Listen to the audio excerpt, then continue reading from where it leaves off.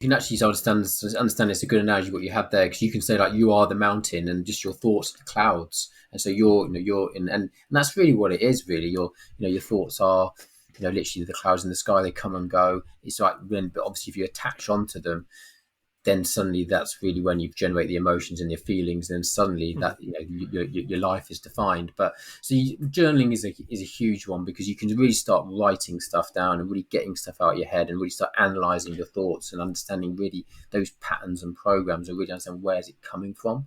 So it's really important. So yeah, meditation, gratitude.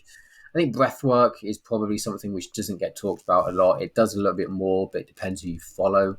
But I do box breathing, which is, well, obviously you've got the Wim Hof, but you can change your physiology, because a lot of people don't really like the most other people like chest, or we call mouth breathers or chest breathers, like it's very short, whereas it's not that real Mm. deep breath in. And when if you can take some real deep breaths, you can really calm your nervous system, and really you can really get yourself out of feeling anxious, or quite easily, really.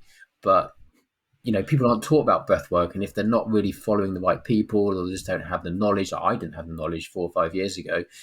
I, we're not taught how to breathe, which sounds ridiculous, but it's how we keep So alive. true. Yeah. I mean, I interviewed David Jackson. He had basically learned how to rebreathe himself away from a brain injury when he was a rugby, and now he's a breath coach. And that's what he was saying. It's like it's amazing the psychological, the physical differences that can happen by learning to breathe correctly. Like nasal breathing rather than mouth breathing.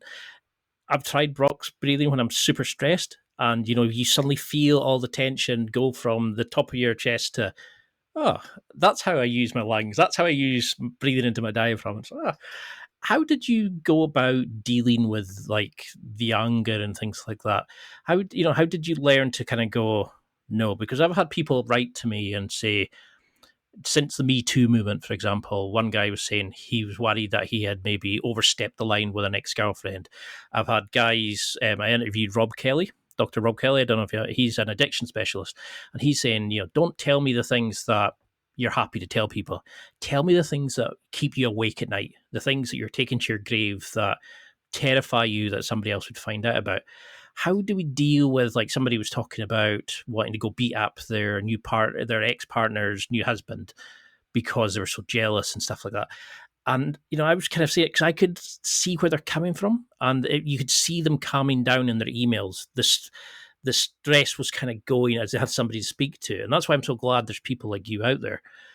How do you learn to deal with such raw emotion, especially when you were found not guilty?